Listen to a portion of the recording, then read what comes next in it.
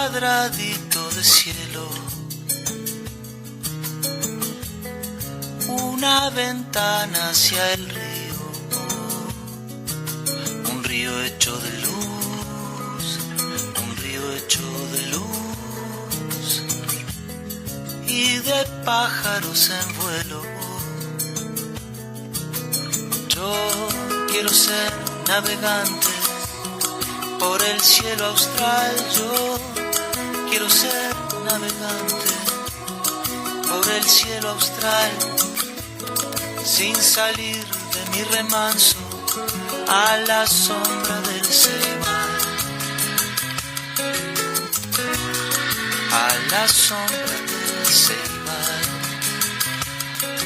Muy pero muy buenos días, nos encontramos en un programa más de A la izquierda late el corazón. ¿Cómo está, Paola? Un cuadradito de cielo, una ventana hacia el río, un río hecho de luz, un río hecho de luz y de pájaros en vuelo. La canción de Jorge Drexler, A la sombra del ceibal, que la elegimos especialmente porque cuando hablamos de educación, que es el tema que vamos a estar tratando en la segunda parte de nuestro programa, nosotros soñamos con esta educación que nos hace volar por ríos de fantasías, que nos abre la cabeza, que nos hace más libres. Y bueno, por eso la canción en el día de hoy. Y bueno, buen día a todos y todas. A las 12 del mediodía en punto estamos acá en la Radio Fénix, contentas una vez más de poder comunicarnos con todas y todas ustedes que están del otro lado.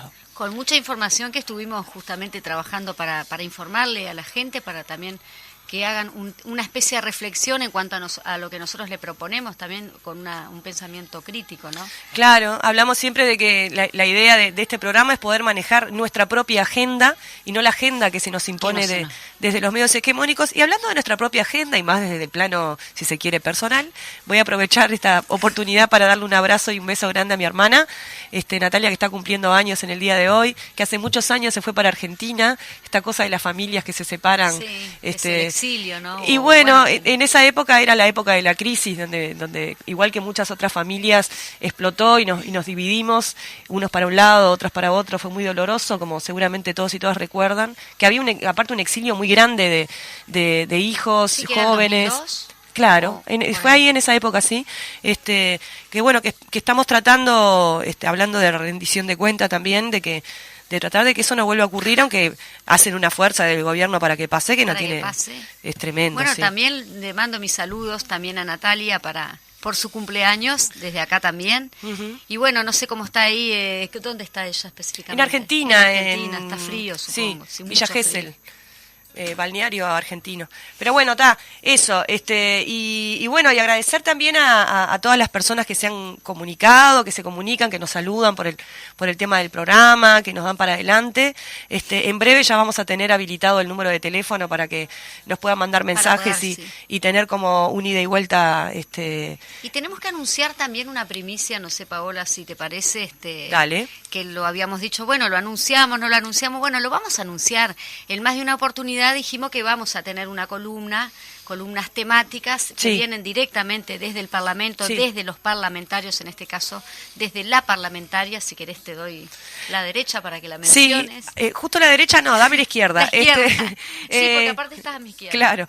No, a partir del próximo miércoles vamos a empezar a contar con una columna que es la columna parlamentaria, que más que nada va a estar a cargo de la diputada por la 1001 del Frente Amplio, la compañera Ana Olivera.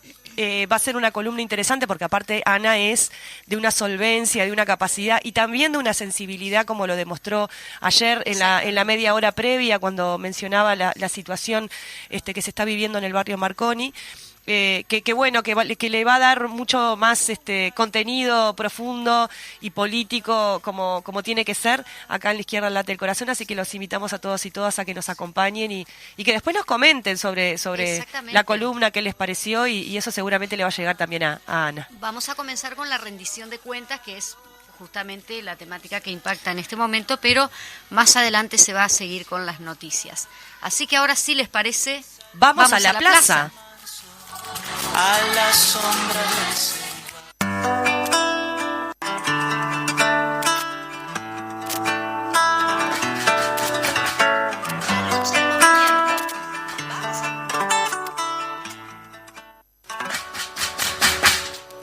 Lucha el movimiento. ¡Vamos a la plaza! Bueno, ya estamos en la plaza. ¿Cómo está aquí en la plaza? Bueno, vamos a las primeras noticias. Mañana, jueves 7 de julio, se llevará adelante el paro general parcial del PIT-CNT, como ya lo hemos venido anunciando, desde las 9 de la mañana a las 13 horas, bajo la consigna "Con el pueblo por nuestros derechos", contra el ajuste regresivo. La movilización comenzará con una concentración en la Plaza Independencia y de allí se marchará hacia el Palacio Legislativo, recorriendo todo 18 de julio, luego Paraguay, hasta alcanzar Avenida Libertador. La plataforma de lucha plantea contra el hambre y la carestía, por trabajo digno y de calidad, por salario, por una seguridad social integral, en contra del aumento de la edad jubilatoria, en defensa de la negociación colectiva, en defensa de las empresas públicas y su rol social. Compartimos entonces ahora con ustedes un extracto de la entrevista realizada al presidente del PIT-CNT, Marcelo Abdala, por nuestros compañeros y compañeras de Voces de Montevideo. Va a haber una movilización que va a resolver dos cosas. Por un lado, va a sintetizar todo el proceso de acciones que nosotros venimos desarrollando en el transcurso del mes de junio, pero a su vez va a colocar una perspectiva, del mismo modo que el 1 de mayo significó que la clase obrera se puso en el centro de la vida nacional con una serie de propuestas para los sectores más vulnerables y que de alguna manera tienen que ver con un proceso de agudización de la lucha de clases que creo que la clase obrera dará con el tono necesario, digamos, de los desafíos del momento. Nosotros hicimos un balance de la campaña pro referéndum para anular 135 artículos de la ley de urgente consideración, que de alguna manera hizo carne a nivel de masa. Que el propio presidente de la República, cuando hace la reunión con los jefes políticos de la coalición de gobierno, les plantea, parece que nosotros hubiéramos perdido el plebiscito, en primer lugar, el referéndum. Es verdad. A su vez les dice, es importante que volvamos a retomar el centro del ring, como diciendo, estaba cerca de las cuerdas. Claro. El movimiento obrero tomó la iniciativa durante un mes con propuestas, con acciones, con actividades. Pero hay una escena sumamente compleja, porque el tiempo del Poder Ejecutivo para hacer viable su proyecto político de ajuste radical contra los derechos, los ingresos de las grandes mayorías nacionales y populares, a medida que se acerca el periodo electoral, se va agotando. Y entonces ellos huyen hacia adelante, tratan de acelerar la aplicación de su modelo, pero ya empiezan a tener dificultades en la coalición de gobierno. Claro. Y por otro lado, en Uruguay, hay una clase trabajadora unida con perspectivas de propuesta de movilización y de lucha que es un actor insolayable. Fíjate que ayer escribe y hay que leerlos, digamos, es importante para leerlos con cabeza crítica y sacar conclusiones. Escribe el ministro de Defensa, el doctor Javier García, que en Uruguay el problema es que hay un movimiento sindical que es un actor relevante y dice que en realidad la oposición es el PIT-CNT, así lo caracterizan ellos, ¿no? Ahora, acá lo que hay es una clase trabajadora que defiende la vida, defiende el salario, defiende el trabajo y que no renuncia a estar en el centro del escenario en defensa de los sectores más postergados. Entonces, esta movilización es por trabajo, es por salario, es en defensa de las empresas públicas, es por una rendición de cuentas que efectivamente, por ejemplo, hace un disparate, hasta se podría decir la provocación de no dar partida alguna a la Universidad de la República. Los obreros defienden la Universidad de la República. Privatizan Antel, le entregan la infraestructura acumulada por Antel a los tableros privados, a los canales privados, plantean un plan Neptuno que privatiza el agua a pesar de la decisión popular. Hay una reforma de la seguridad social que estarán viendo ellos si la presentan o no, pero que es de recorte de derechos. Entonces, aquí no es solamente que ellos huyen hacia adelante tratando de imponer lo más posible su proyecto, sino que hay un movimiento sindical consciente, organizado, solidario, que va a estar en el centro de la escena. Por allí teníamos entonces las palabras del presidente del PIT-CNT, Marcelo Abdala, justamente haciendo alusión al paro que se va a realizar el día de mañana. Seguimos con las noticias, vamos a la plaza. El sábado 9 de julio, el Comité Martín Fierro de la Coordinadora C realizará una actividad sobre reforma de seguridad social. En la misma participarán la compañera Rita Cultelli, integrante de ONAJPU, y Lorena Luján, del PIT-CNT. La actividad se desarrollará a las 16 horas en Martín Fierro 2407. Que es justo seguridad social que hablaba recién Sí, de la reforma. Abdala, ¿no? La olla y merendero Los Peques de la zona de Nuevo Yauri del barrio Casaballe comienza a organizar el Día de la Niñez, por lo que solicita la colaboración solidaria de juguetes, golosinas, jugos y alimentos. A este emprendimiento solidario concurren 150 niños y niñas. Te podés comunicar por el celular 093-436-202, repito, 093-436-202, con Marianela Magariños, la referente de la olla y el merendero. Cualquier cosa también la pueden buscar en las redes sociales, en particular en Facebook. Y bueno, y acá mencionar que ahora que se viene el Día del Niño, de la Niñez, en realidad, son muchísimas todas las ollas que tiene el merendero. Hacen una actividad especial por el Día de la Niñez. Entonces, si vos estás en tu casa, tenés juguetes, tenés ropa, tenés alimentos, cositas ricas para compartir ese día, lo podés acercar a cualquiera de los merenderos, que seguramente alguno ahí anda en la vuelta, sobre todo si vivís en la periferia de Montevideo y también en el interior del país. Y después hay otras organizaciones sociales. El PIT-CNT, por ejemplo, realiza también una actividad muy grande, y el Día de la Niñez es algo que ha aprendido muchísimo, o sea, se hace por todos lados. El año pasado en la esquina de mi casa de repente pusieron unos inflables en el medio de la calle y se armó. Pero bueno, ayudemos también en particular a quienes vienen trabajando con los niños. Claro, y las porque, niñas, ¿no? perdón, aprovechar ese día, aprovechar en el buen sentido, ¿no? Aprovechar para justamente paliar el hambre y la carestía que estamos padeciendo. Sí. Voy al domingo 10 de julio a las 14 horas, se llevará adelante un acto contra el bloqueo de Estados Unidos y de apoyo a Cuba. Esta actividad está organizada por el Comité Uruguayo Antiimperialista de Solidaridad con Cuba y los Pueblos del Mundo. La actividad se desarrollará frente a la Embajada de la República de Cuba y cuenta con el apoyo de varias organizaciones como la FEU, Crisol, FUCBAN, Frente Amplio, entre otras. Así que a ir, a estar, ¿no? A participar. Sí, en realidad son todas las organizaciones que integran el Comité Uruguayo Antiimperialista, Solidaridad con Cuba y los Pueblos del Mundo. Bueno, y también comentarles que la Coordinadora P realiza todos los domingos están ahí firmes los compañeros y compañeras de la Coordinadora P, volanteando en la Feria de Peñarol, y también allí de paso recolectan alimentos para las ollas populares. Los van a encontrar siempre desde las 10:30 de la mañana hasta la 1 de la tarde en Aparicio Saravia y La Vía. Así que toda la gente de la barriada de Peñarol, arrímese allí a los compañeros y compañeras de la Coordinadora P, que además se reparte material informativo sobre las distintas temáticas que hay en la vuelta. Están trabajando muy bien la cuestión de la propaganda. La P también agarra Lesica. Sí, es muy amplio. Es enorme el territorio. Sí. Sí, en ellos también saludar a todos los militantes que vienen llevando adelante esas tareas, que vaya si son necesarias, ¿no? Sí. Muy bien, y ahora pasamos entonces al espacio de las noticias parlamentarias. Dale. ¿Arrancamos? Vamos. Como venimos informando en nuestras distintas audiciones, el gobierno pretende hacer uso de sus mayorías,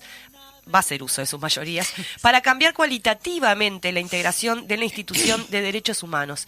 En este sentido, se encuentra en estudio de la Comisión Bicameral del Parlamento la nueva integración del Consejo Directivo de la institución, que vos la tenés ahí, ¿no? ¿Cuál va a ser la propuesta? Sí, en ese sentido, aclarar un poquito que esto estará constituido en realidad por 2 representantes del Partido Nacional, un representante del Partido Colorado y uno de Cabildo Abierto, y uno más que se lo dejará a disposición para el Frente Amplio. Derechos humanos, la palabra lo dice, una de las tareas, si bien está en el marco del Parlamento, el Contralor justamente lo tiene que hacer el Estado.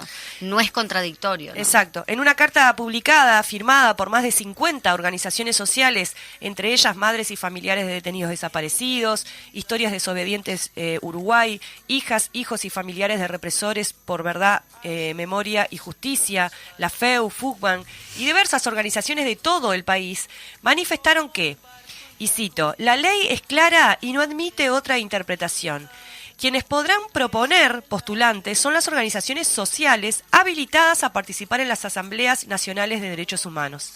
El Parlamento decide en función de esas propuestas, controlando que cumplan, entre otras cosas, contratarse de personas de alta autoridad moral, con experiencia y notoria versación en materia de derechos humanos, procurando asegurar la representación pluralista de las fuerzas sociales de la sociedad civil interesadas en la promoción y protección de los derechos humanos conforme a los principios de equidad, de género y no discriminación. Es por esto que manifiestan su rechazo y denuncian los pronunciamientos que desde el sistema político pretenden violentar la ley y convertir a la Institución Nacional de Derechos Humanos y Defensoría del Pueblo en un reparto de cargos, como bien recién señalaba Majo, asignando cuotas políticas según afinidad con el gobierno o la oposición. Esto representa un nuevo ataque a la institución donde pierden los de siempre, los más vulnerables, los más vulnerados por la acción o la omisión del Estado. Exactamente.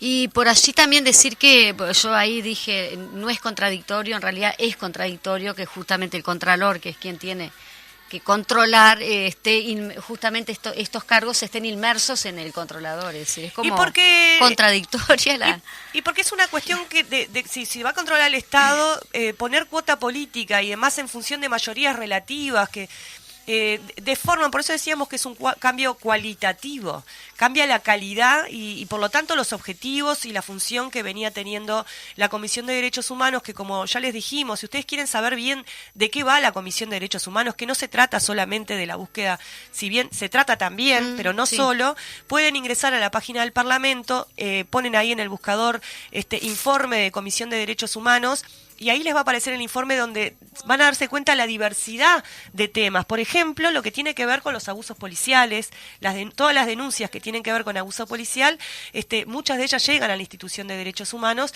¿Y cómo va a ser la Institución de Derechos Humanos para poder investigar de manera autónoma y objetiva estas denuncias cuando vos tenés a los responsables del Ministerio del Interior, quienes representan a nivel político, integrando esa misma comisión? O sea, es contradictorio. Claro, es como poner al zorro a vigilar las gallinas. O sea. Y son las organizaciones sociales en sí que tienen que cumplir el rol de contralor de todo esto, y bueno.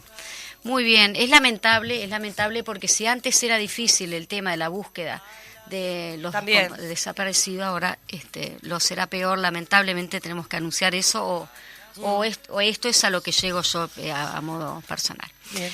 Vamos a un homenaje que se realizará, seguimos con lo del Parlamento, a Tato Martínez, homenaje a Tato Martínez. La senadora Sandra Lasso realizó un homenaje al reciente fallecido Gustavo Tato Martínez, creador de Títeres Girasol.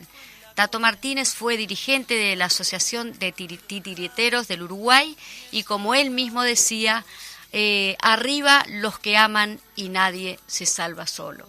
Qué lindo, ¿no? Qué lindo esa frase. Sí. Hay que amar fuerte y amar no solamente en una romantización del amor, sino que el amor es solidaridad también, ¿no? Sí, el amor es empatía. Exactamente. Y anunciar que mañana en Cultura en Casa también vamos a tener un homenaje de alguna manera a Tato Martínez, el titiritero, y en palabras de Marito Carrero. Sí, yo solamente vi una obra de él del tema de los titiriteros y fue en un contexto comunitario, muy lindo, y se vieron muchas repercusiones con respecto a este compañero, así que un abrazo grande para su familia y para todos los artistas, les artistas y todos quienes sí lo conocieron y sí pueden apreciar, así que un homenaje para él entonces. Bueno, en otro orden de cosas, porque pasamos de un clima al otro. Sí. Ayer martes ingresó, como decíamos hoy más temprano, el proyecto de rendición de cuentas a la Cámara de Diputados, y durante la jornada de hoy, mientras estamos acá haciendo el programa, y durante toda la jornada, porque seguramente va a ser una jornada muy larga, estará compareciendo la ministra de Economía con su equipo. Se augura, que, como decíamos, que será una larga sesión en donde también habrá instancias para consultas por parte de los y las parlamentarias. Es importante destacar, esto es así como subrayado con negrita, flúor y todo lo demás, que la rendición de cuentas no se limita a dar a una distribución de presupuestos para salarios, como a veces, porque puede pasar que uno no lo sepa, por eso hay que explicarlo, sino que implica también la implementación de proyectos que impactan a nivel social, industrial, comercial, ambiental, etcétera. Por ejemplo, la derogación de la ley de medios, ¿no? Sí, eso es algo que está en la rendición de cuentas, que no tiene que ver con una cuestión presupuestal específicamente, y que se mete allí sin mucha posibilidad de discusión, ¿no? Seguimos con este mecanismo de querer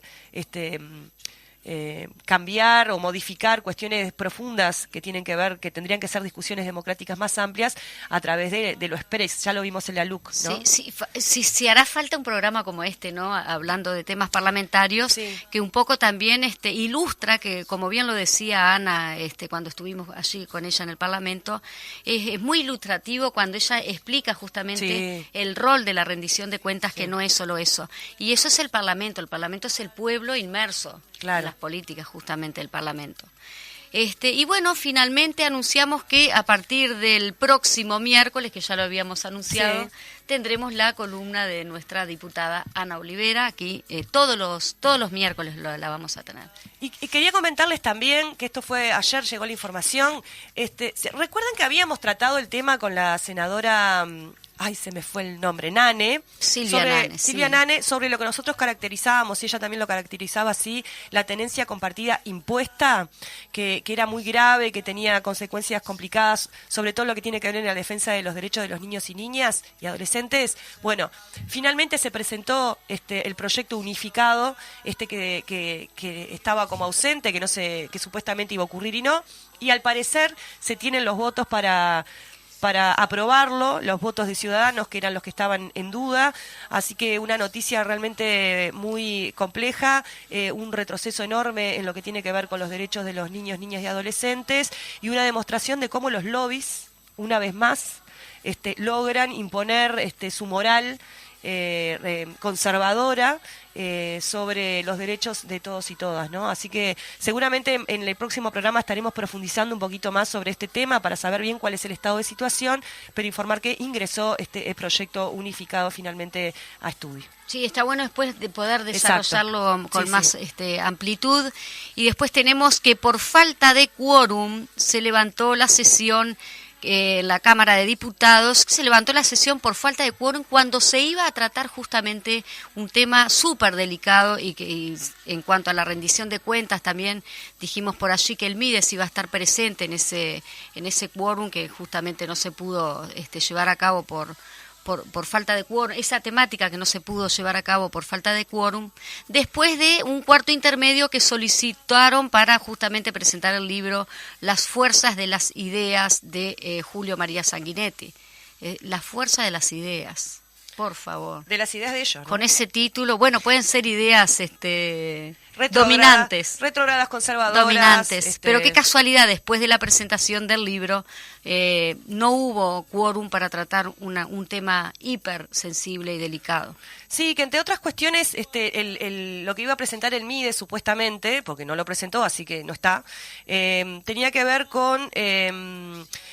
el abordaje en salud mental y el uso problemático de drogas, el refuerzo del sistema alimentario y el programa de promotores de autonomía en casos de centros de enseñanza. Exacto. Y en particular en lo que tiene que ver con el refuerzo de la cuestión de la alimentación, que como dijimos hay claros indicios de cómo hay niños y niñas pasando hambre. El otro día conversábamos con la secretaria de Finanzas del Frente Amplio, que ha participado en algunas instancias del Frente Te Escucha, y contaba cómo en el interior, no solo, pero para que se vea que no es una cuestión solamente de Montevideo, sino que es nacional, los gurises iban al merendero y se escondían una manzanita, un pedacito de pan en el bolsillo para poder comer algo en la noche, ¿no? Sí.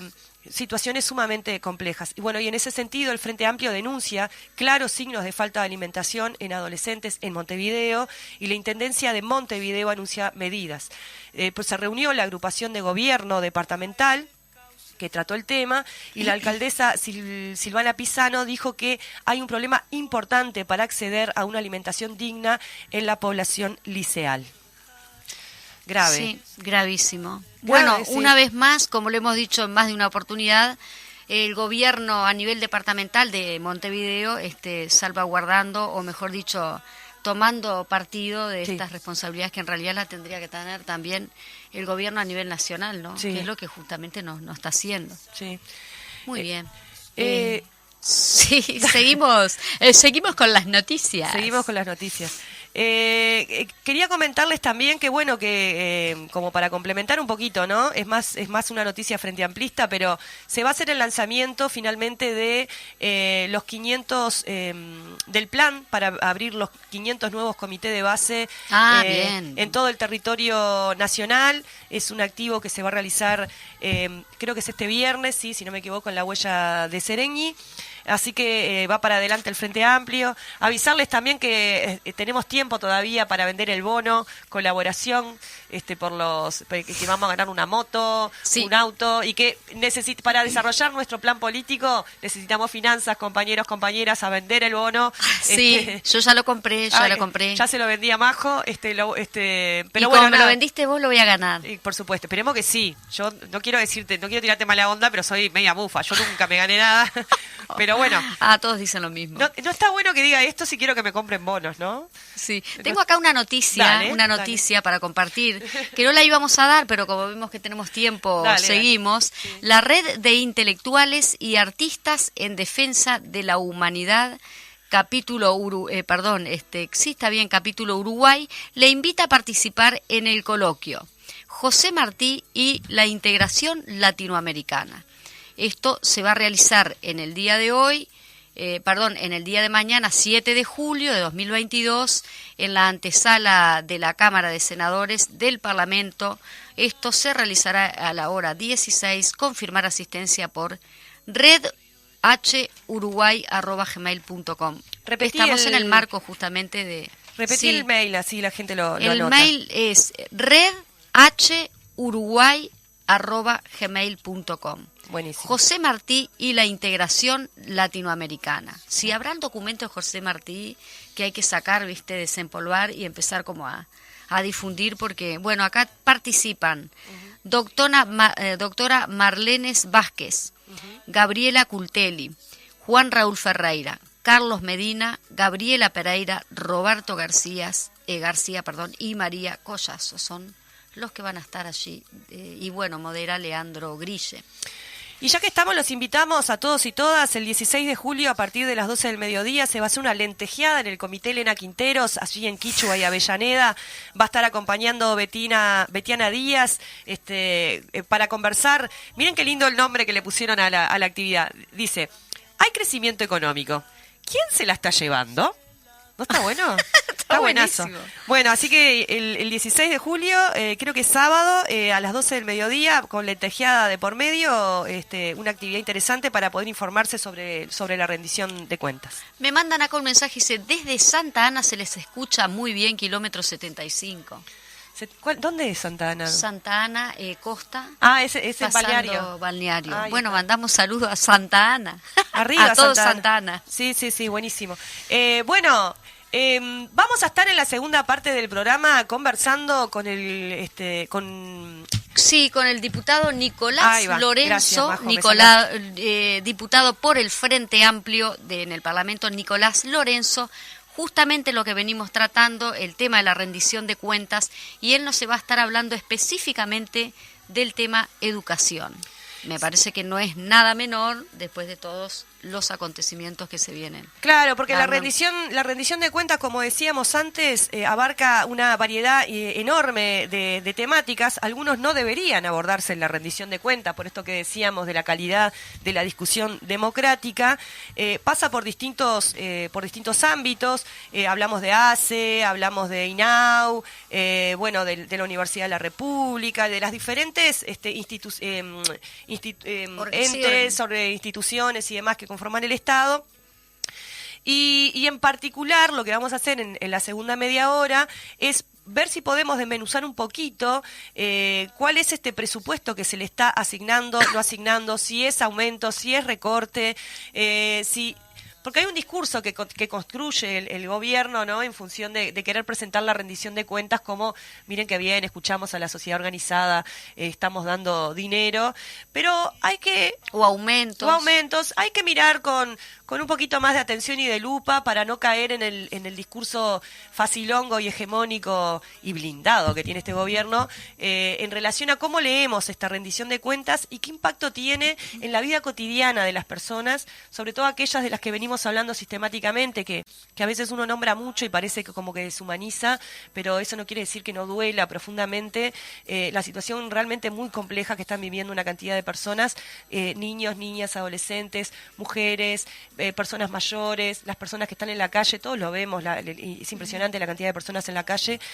Bueno, esta rendición de cuentas también tiene que ver con la vida de todas estas personas que una vez más quedan olvidadas. Sí, yo escuchaba ayer en un informativo que no voy a mencionar, de los aumentos y los aumentos y bajas de los comestibles, ¿no? Sí. Bajó esto, subió esto, bajó, y lo de la baja lo dejaban como algo positivo, ¿no? Pero si bajó esto. Pero bueno... Pero antes subió 10 veces. Pero claro, entonces veamos entre líneas, porque no es tan como nos lo presentan. Exactamente. Ahora sí, nos vamos a una pausa y volvemos. Al volver ya tenemos al diputado con nosotros, que nos va a hablar del tema de educación, diputado Nicolás Lorenzo. A la sombra del Seiba.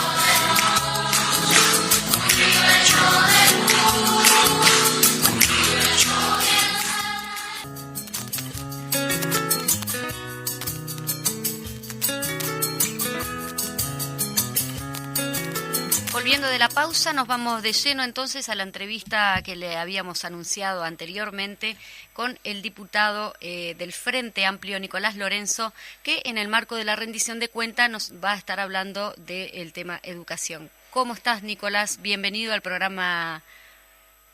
A la izquierda late el corazón. ¿Estás por ahí, Nicolás? Sí, muchas gracias, te estoy escuchando. Bueno, primero disculpas por no poder estar presente ahí porque estamos hoy recibimos el equipo económico del gobierno y tenemos algunas preguntas para hacerle y intercambiar, por eso no ocurrió hoy personalmente. Sí, lo conversábamos hoy más temprano de que justamente hoy la ministra de Economía y su equipo estaban presentando el documento, digamos, y es una instancia en donde justamente hay posibilidad de preguntar para ir generando insumos y ver también después la posibilidad de negociar mejoras, ¿no?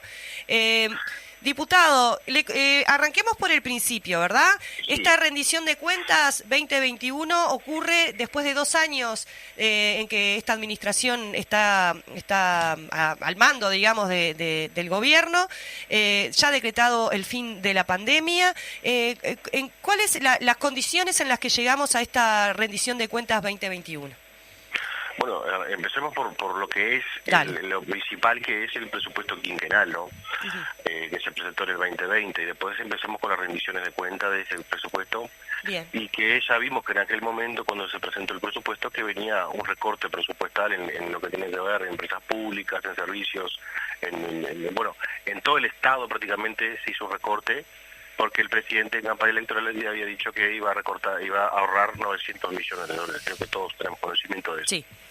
Lo hizo, no fueron 900, pero 660 millones de dólares que hizo de recorte, y que él lo llamó ahorro, y que hizo, me acuerdo, con un medio argentino, lo hizo público, una entrevista, y bueno, y ahí empezamos nosotros en lo que fue la rendición de cuentas, que la primera rendición, que fue el 2021, que rendimos lo que fue 2020 y proyectamos el gasto 2022, vimos que se seguía con esa idea de achique, que estábamos atravesando un contexto bastante complejo como era la pandemia.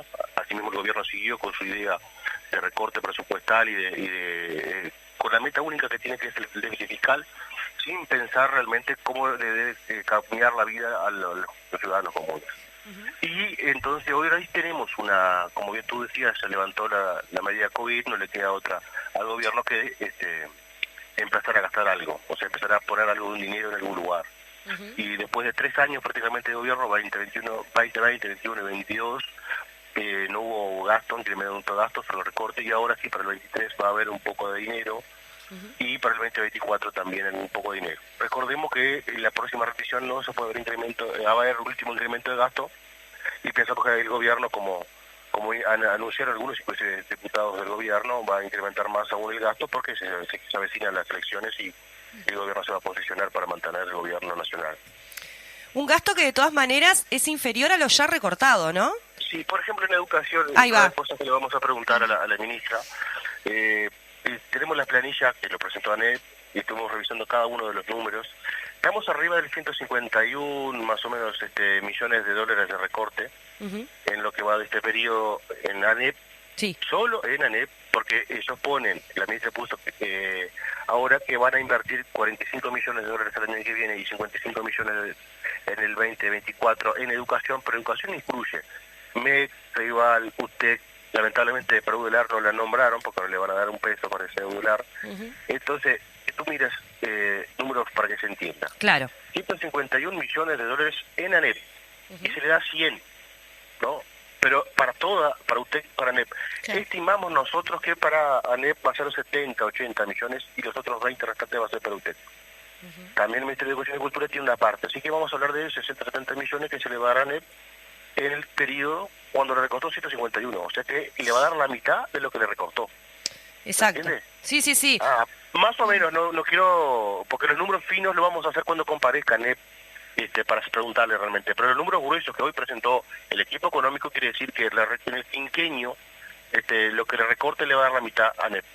Sí. ¿Eso en qué repercute? Sí, ahí va. Bueno, repercute en la calidad de la educación, naturalmente. Ustedes saben que hay mayor cantidad de estudiantes por grupo de clase. Eso hace que el desarrollo pedagógico de enseñanza-aprendizaje pase a ser algo prácticamente magistral en algunos casos con 50 estudiantes. Tenemos casos especiales de 50, 40. No personalmente, como se hacía antes con 25 estudiantes, que se da para trabajar en un vínculo más de proximidad, el desarrollo próximo, como decía Vygotsky, pero en la enseñanza más contacto presente con los estudiantes. Ahora con el número abultado, o duplicado el número de estudiantes, eso hace que se dificulte el trabajo, el esfuerzo de los docentes es mayor, tienen que planificar de otra forma, o sea, y eso lamentablemente está demostrado desde el punto de vista de la ciencia y la educación que va a generar no una enseñanza de calidad a lo que todos aspiramos, por un lado. Por otro lado, al tener mayor cantidad de estudiantes en grupos, se reduce grupos. Si tenías 2 grupos de 25, hoy tienes uno de 50, perdiste un grupo. Y los trabajadores de la educación pierden salario también, aparte de perder trabajo, porque perder un grupo, perder trabajo, y hay una pérdida salarial por parte de los trabajadores en los empresarios. Es cierto sí que hay una recuperación planteada, que están en preacuerdo, que tengo en preacuerdo, es mínima la recuperación, aspiran un 2 máximo por ciento. Cuando ya perdiste, vamos a hablar de un 8,72% de pérdida salarial, se recupera y se aspira a generar un incremento. En lo frío o los primeros análisis que tenemos, podemos decir que empataron, ¿no? O sea, que tú empataste como trabajador, no creciste salario. Pero está afinando un componente que le afecta a todos los trabajadores de la educación en general y las familias en general. Es la carestía. La carestía de las cosas. Ahora la ministra hizo todo un informe, mejor dicho, el director de OPP, Alfi, de los combustibles, ¿no? Algo que impacta directamente a través de los fletes y de la movilidad natural de las personas, es la carestía de los combustibles. Y él decía que se hubieron, de acuerdo a la paridad de importación, al mismo nivel, pero comparado con niveles económicos de grandes potencias, ¿no? Estamos hablando de Estados Unidos, Europa, y que son, aparte de eso, tiene petróleo, ¿no? Son productores de petróleo, nosotros no tenemos, somos importadores. Sí. Esos componentes no lo visualizaron, nosotros tenemos que visualizar este componente. Una economía dependiente como la nuestra, que depende de ese factor importante que es combustible, afecta a la canasta. Entonces, si los trabajadores de la educación vienen perdiendo salario, había que ver el componente índice medio del salario, que es los números que yo mencionaba, pero también tenemos que ver la movilidad de los docentes se encareció, el consumo de bienes y servicios se encareció, o sea, creo que el gobierno global tiene la idea de achicar a la mitad el presupuesto, recortar la mitad y devolverle eso, pero no está pensando en una mejora real de la educación. Es un criterio en base a los números que presentó. Plantean una reforma curricular, que es por eso le solicitan dinero al Ministerio de Economía, que todas las asambleas técnicos docentes, todos los subsistemas, mejor dicho, tanto de primaria, de secundaria, de UTU y de formación docente, estuvieron en contra. O sea, asamblea técnico-docente, la parte profesional de la educación que se pide a los docentes en contra, de todas formas el gobierno hizo caso omiso y avanza sobre esa reforma curricular, y para eso están los 45 millones iniciales del 23 y los 55. O sea, no están pensando en mejorar lo que yo empecé diciendo, los grupos superpoblados, la pérdida de grupos, sino están pensando netamente en una cuestión de política educativa del gobierno. Es la línea del gobierno, o sea, eso lo podemos desarrollar, porque recuerden que sacaron la representación docente de los consejos, las direcciones generales, hoy solo la voz del gobierno en la educación. Bueno, hoy consultan a los docentes, porque la asamblea técnica es consultiva, los docentes se expiden diciendo que no están de acuerdo, y el gobierno sigue igual. Es una cosa bastante autoritaria en la educación, desde la no participación docente en la toma de decisión de las direcciones generales hoy, y después los docentes se expiden en contra de lo que plantea el gobierno sigue igual. Ese es un problema que va a generar lo que siempre se dice cuando hay propuestas de cambios curriculares o cambios educativos, en la tradición de la educación pública, va a generar rechazo naturalmente, ya genera rechazo por parte de los docentes, y ese conflicto después no le hace bien a nadie, porque los docentes están diciendo desde el punto de vista profesional que no están de acuerdo con lo que plantea el gobierno sigue igual. Y lo que hacen es lograr conseguir presupuestación con eso, tenían que hacer algo para que le den dinero, porque no le venían dinero, le estaban recortando, el gobierno le venía recortando presupuesto a la ANEP, también le recortó uno de la A, recortó en UTEC, pero vamos a centrar en la ANEP, donde está el grueso del incremento. Y ahora con la propuesta de un cambio en la educación, que la ministra presentó como el futuro o visión de futuro, le dan dinero con una propuesta de cambio curricular, que a nuestro criterio no va a ser ningún cambio curricular, y analizando la propuesta, ahora profundizando en lo que es la propuesta de cambio curricular, nada que ver con no se aplica, está por fuera de los márgenes de lo que tiene que ver con la tradición escolar, está por fuera de la parte del aspecto técnico-pedagógico, o sea, es bastante complejo lo que está haciendo el gobierno en materia educativa, pero tenía que presentar algo para conseguir dinero. Sí, perdón. Tú le decías también en cuanto a la debilitación, en cuanto a las empresas públicas, que esto también está impactando directamente en la educación, y en cuanto a los docentes, al haber aumento de alumnados, obviamente el docente no, es decir, queda el mismo docente para mayor cantidad de alumnos. ¿Cuáles son los lineamientos que se van a presentar a través del Frente Amplio en el Parlamento al momento de discutir estas políticas? Bueno, nosotros primero tenemos que como yo decía, vamos a hablar en como el partido políticos. El Partido Colorado tenía que presentar algo en educación, porque son la gobernanza, la educación, para que le den dinero. Es eso, no hay otro objetivo. No se plantean una mejora de calidad real, porque siguen aumentando la cantidad de estudiantes por grupo. Lo que nosotros entendemos que, más allá de que la propuesta que tiene el gobierno, tiene que tener una mejora sustancial en cuestiones que tienen que ver con lo salarial de los docentes, y seguir incrementando para mantener los números de estudiantes por grupo como se venía manejando de 25 estudiantes. O sea, vamos a solicitar un incremento presupuestal específicamente para eso. Y también bueno, esto tenemos que esperar que venga la ANEP, el planillado de infraestructura, de construcción y mejora de infraestructura, de mejora de edilicios nuevos, y también un componente muy especial que vamos a analizar en este global, que son las revisiones que voy a mencionar ahora, es la situación de los comedores. Creo que es público, se ha hecho público en la rendición de cuentas del año pasado, cuando le preguntamos a primaria por qué estaban prohibidas las repeticiones de alimentos, el almuerzo, porque hay niños que en el contexto que vimos era el único alimento que tenían, y nos dijeron que era para cuidar la salud y no la obesidad de los estudiantes. Lo dijo la propia directora general de educación. Sí, terrible, sí. Eso es terrible, y hoy vemos que se le mantuvo la cantidad de pesos, 31 pesos por estudiante, desde el año 2019, y los precios de las cosas, las personas que compran alimentos, se duplicaron en algunos casos. Sí. Por ejemplo, lo que tiene que ver con las carnes, con la carne vacuna, lo que tiene que ver con las verduras, se incrementaron presupuestalmente, lo que tiene que ver con los granos.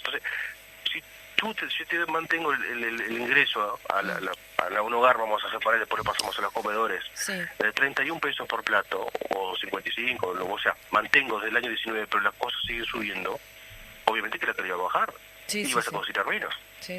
Entonces, eso es lo que estamos analizando puntualmente, aparte del marco general de la pérdida de grupos y la superpoblación de grupos en cantidad de estudiantes.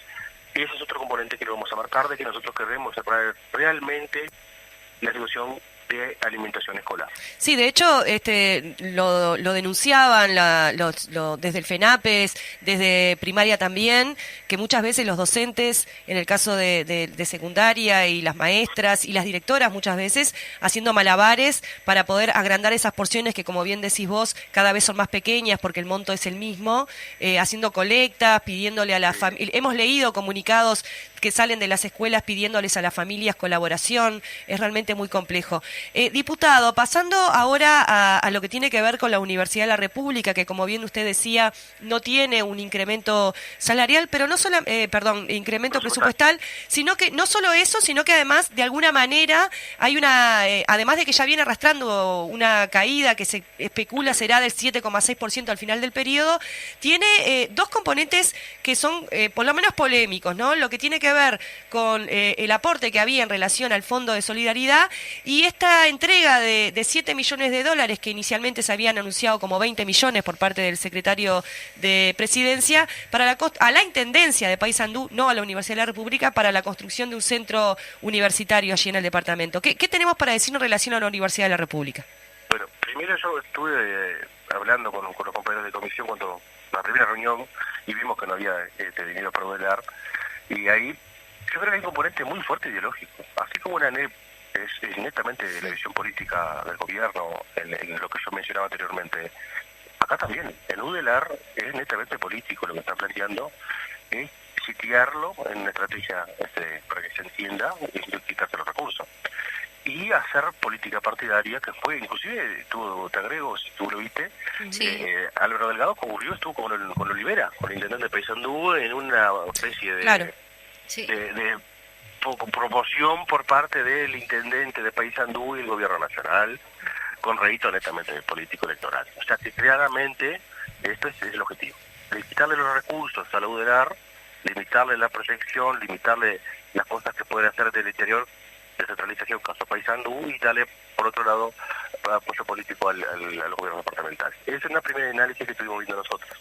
Y después, naturalmente, ha crecido la cuestión privada y las ofertas educativas privadas que se dan por parte de las universidades.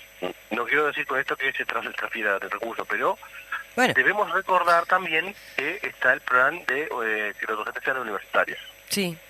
Bueno, y se pueden dar becas, lo dijo el Ministerio de Economía, de Educación y Cultura, la Ciudadela, que se le pueden dar becas para que concurran a universidades privadas para la titulación universitaria. Analicemos profundamente. A la UDELAR les quito recursos, pero le doy becas para que puedan concurrir a universidades privadas. Yo creo que ese es el sí de la cuestión, y no quiero entender que sea por otra razón, sino que es ideológico, político y con una visión que tiene el gobierno. Pasa por ahí. Y lo de Paysandú puntual es para fortalecer el gobierno departamental de Paysandú y los intendentes del Partido Nacional. Por ejemplo, nosotros en Artigas estamos peleando hace tiempo por una sede de UTEC, que la logramos desde la Diputación, conjuntamente con UTEC, sin hablar con el gobierno, pero sí hablamos con el intendente. ¿Qué hizo la intendencia? No nos dio el respaldo suficiente para que se difundiera. No fue el secretario de Presidencia, y entonces ahí tú ves claramente que todo tiene una mirada electoral, una mirada político-electoral, sin pensar realmente en las transformaciones que se merecen en una UDELAR, lo que merece un UTEC. Pasa por ahí, y eso lo ven en la educación, lo ven en ese sentido. Les recuerdo que muchos diputados en sala han dicho que durante los gobiernos del Frente Amplio se adoctrinaba a estudiantes, esas fueron las palabras que utilizaron mucho, en ANEP y en UDELAR. Entonces, si tú tienes esa percepción o esa idea, lo que hace es cambiar de una forma autoritaria. En ANEP es el claro ejemplo, cuando quita la participación docente, cuando baja un documento, los docentes dicen que no y siguen adelante, cuando prácticamente le dan la espalda a los informes técnicos, y después pasan a UDELAR y le quitan recursos. Son mecanismos que plantea el gobierno. Claro, porque a diferencia de la ANEP, la UDELAR tiene una autonomía que está, ¿no?, como más... Bueno, pero la autonomía entonces no puede el gobierno meterse, entonces lo que hacen es... Claro, por eso, exactamente.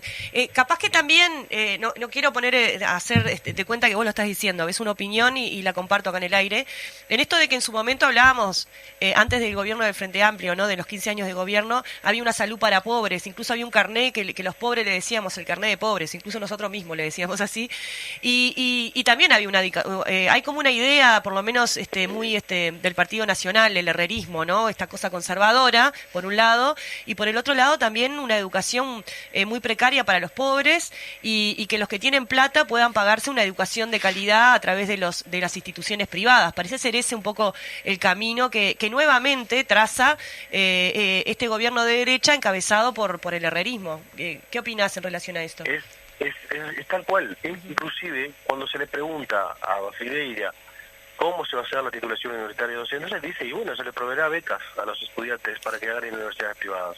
Y ahí claramente lo dijo el ministro de Educación y Cultura. La autoridad máxima del gobierno en la educación lo dice. Y lo de UDELAR es claro, o sea, UDELAR en autonomía, ¿qué hago? Te quito los recursos. Claro. Al algún lado te puedo destinar menos y ir a otro lado más. Y en ANEP, como sí es del gobierno, le destino ahora recursos a la ANEP. Entonces yo creo que esa visión que se tiene de la educación, de la salud, es una visión instalada del herrerismo de hace mucho tiempo. Yo soy consultoria, pero lo instalaron en el gobierno del 58 para adelante. ¿Qué hacen? Es los lugares de gobierno quitarle recursos porque entienden que los pobres con menos viven, con menos calidad viven, se acostumbran y se amoldan. Y es una visión global que tiene este gobierno. Podemos incursionar en cualquiera de las áreas, pero en educación es claro. Porque por algo, 3 años no dieron ningún tipo de aumento ni incremento en educación. Fue pérdida. Por $151 millones de recorte en educación pública, en ANEP. Y después ahora te incrementan 100 porque es una solicitud del Partido Colorado de la transformación curricular. ¿En qué momento se plantea la calidad de la educación? Claro. Sí, diputado, como para ir cerrando, porque ya -5 tenemos que cerrar la entrevista, pero ¿cómo sigue entonces este acuerdo entre el Frente Amplio, las organizaciones sociales, para seguir avanzando en este sentido de la educación y, bueno, en el marco de la rendición de cuentas? Bueno, nosotros tenemos contacto, tenemos que reunirnos con las organizaciones sociales y los sindicatos, naturalmente, de la educación para ver cuáles son sus planteos. Hoy tenemos una primera instancia, que es la presentación del marco global de los números.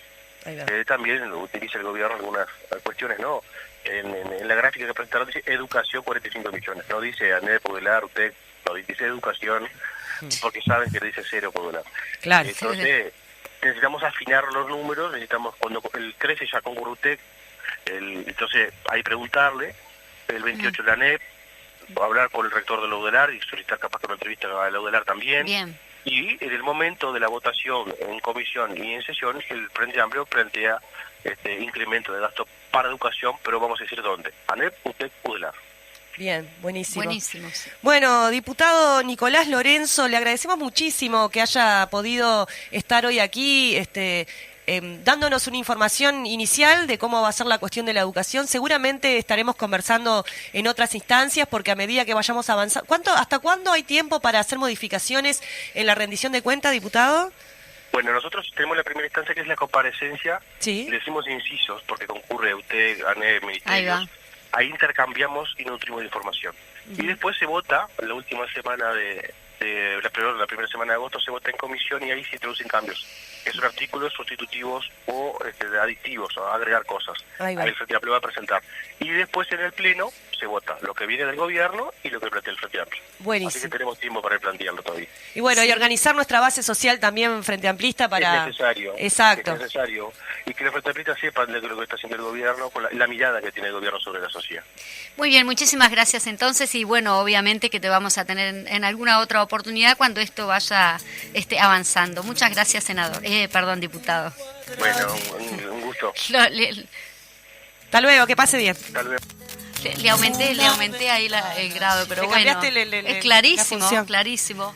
Sí. Nos dejó muy en claro en qué está todo el tema de la rendición de cuentas, ¿no?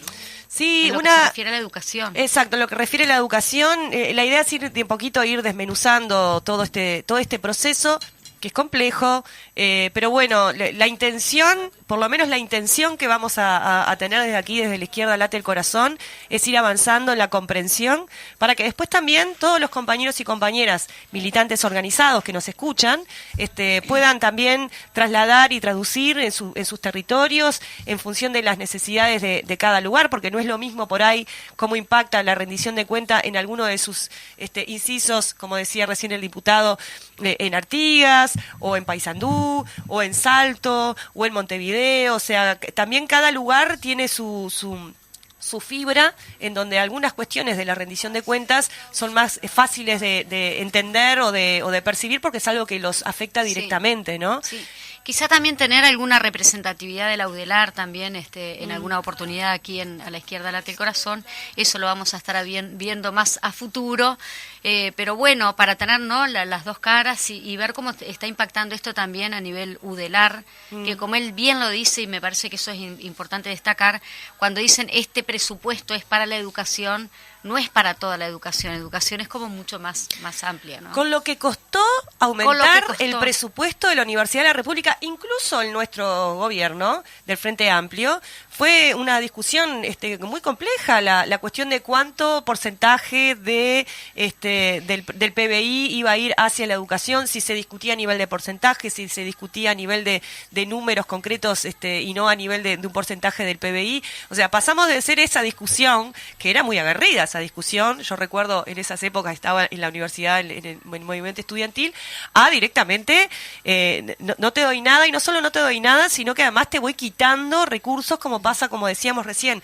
con los aportes al Fondo de Solidaridad, que implican 7 millones anuales, o sea, le va a terminar restando, por vía indirecta, 14 millones de dólares en estos 2 años que quedan, ¿no? Es tremendo. No, y la universidad también para todos, ¿no? La democratización de la universidad, que eso no pasaba. El Frente Amplio supo atender en ese caso de que no siempre las mismas familias sean los universitarios, ¿no? Porque con esas costumbres que tú lo mencionabas justamente cuando hablábamos con el diputado. Sí, de hecho la matrícula de la Universidad de la República tuvo un aumento exponencial en los 15 años de gobierno de Frente Amplista, y la mayoría de quienes ingresábamos en la Universidad de la República éramos los hijos e hijas de trabajadores, que antes era imposible, y una forma de hacerlo era a través de las becas universitarias, que con este recorte presupuestal se ven afectadas, lo cual implica que este gobierno, lo que está haciendo la Universidad de la República, es dejar afuera a los hijos e hijas de trabajadores más humildes, sobre todo los que vienen del interior del país, que no puedan acceder